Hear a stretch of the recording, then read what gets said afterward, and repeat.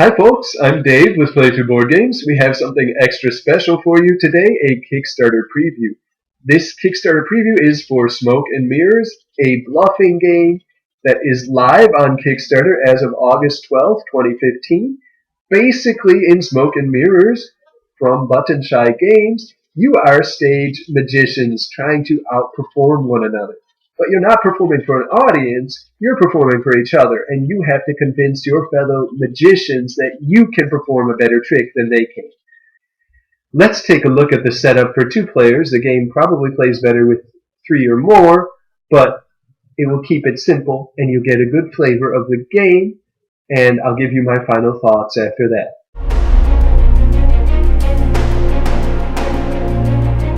So I've told you a little bit about the game here. Let's take a look at the 3 suits of cards in Smoke and Mirrors, and we'll get a sense of what is in each suit of cards. We'll start with the most complex one here. This is the Swirl suit of cards. In each suit of cards, there is a mirror card and 5 other cards. In the Swirl suit of cards here, we have a number 1, which is the simplest trick, which is pulling a rabbit out of your hat, and things progress upward from there. In number 2 trick is doing something with interlocking rings. You can get a sense of the artwork from looking at these cards. I think it's pretty snazzy. In the number 3 trick, you're making it appear that a ball is floating between your 2 hands. In number 4 trick here is you're escaping a lock. You can see the magician is holding a key in his hand. And finally, the hardest and most complex trick is the sawing someone in half trick. So you can see the magician and his assistant holding a saw in this image. I'm assuming these images will be colorized and will be more illustrative of the actual game when you see the Kickstarter page, but for now, we're just going to take a run through of this print and play version, and you can know that the components will be better when you get to see the actual finalized version of the game. Alright, here's the mirror for the star suit of cards, and the rest of the 5 cards in the star suit are all the basic trick, the pulling a rabbit from the hat. So we could go through all of those cards, but you would see the same number 1 trick. This allows you to know when your opponent plays a green card that they probably are playing a number 1, unless they have the mirror. So here's the 3rd mirror. It's got the same art as the other 2.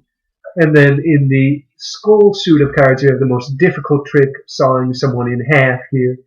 And the rest of the 5 cards in that suit are all sawing someone in half. So that is a overview of the different suits of cards.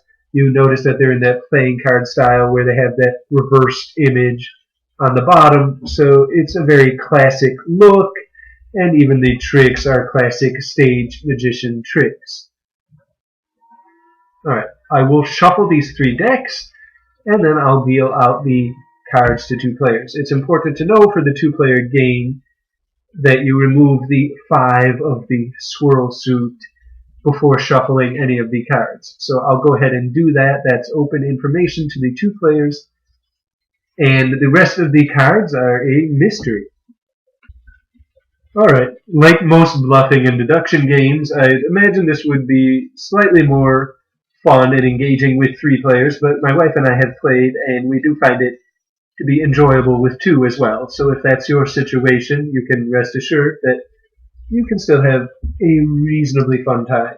To start out each round of the game, each player is dealt 1 of each suit of cards.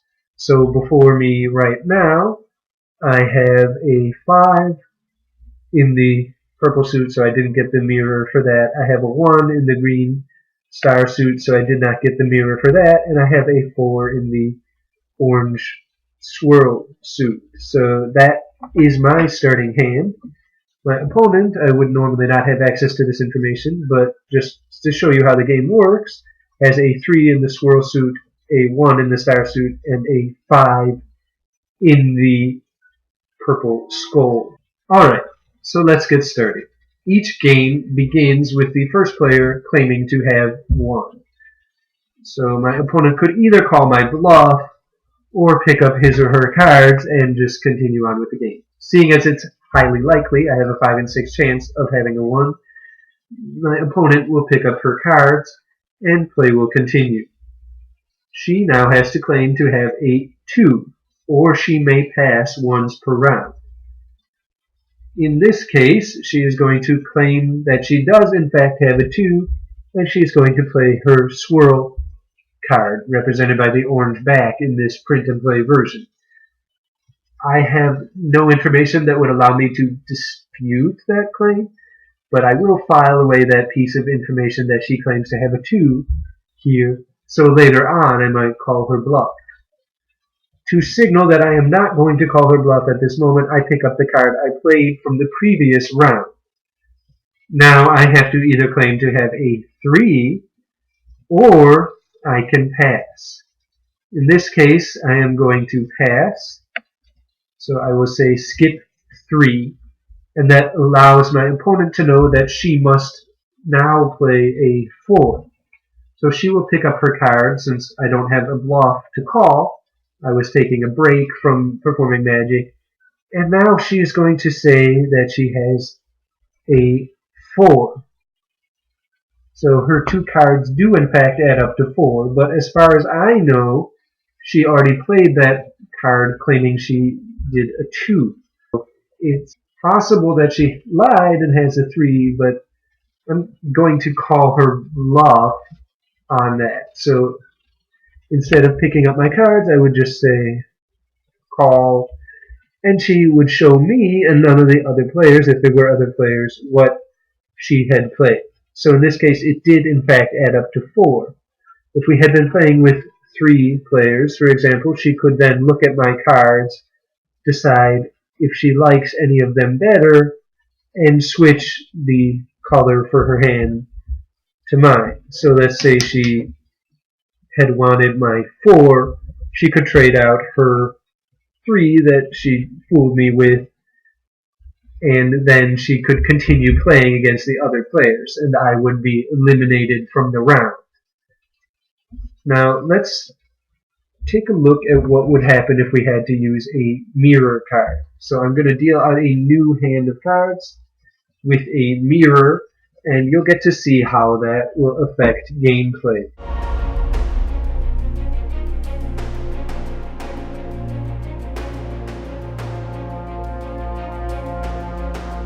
So I'm going to put the mirror in my hand, and this will be round 2 of the game. Okay, so we know I have a mirror, a 5, and a 1. My opponent would start, since I started last time, and she also has a mirror, a 1, and a 5. So to start with, she would have to claim that she has 1. Again, I wouldn't likely doubt that. Now I'm going to show you how the mirror works. So I have a 1 actually in the swirl suit, and I have the star mirror. So I can actually say I have 2, because the mirror is mirroring the 1 in the other suit.